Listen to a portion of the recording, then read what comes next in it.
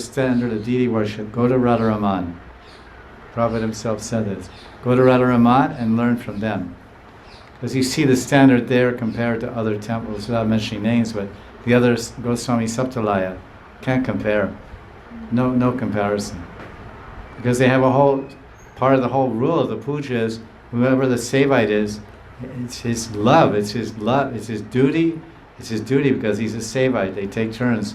There's 40 families. There's only 50, how many months in a year? 48.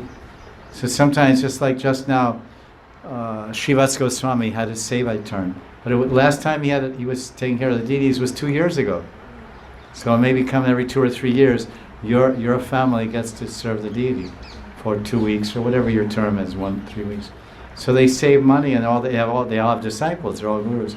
So all their disciples give tons of money, and they just keep offering such elaborate festival, flowers and outfits. You see, and they bring in dancers. They bring dancers into Dancer Radharaman, Padma Shri Award winners.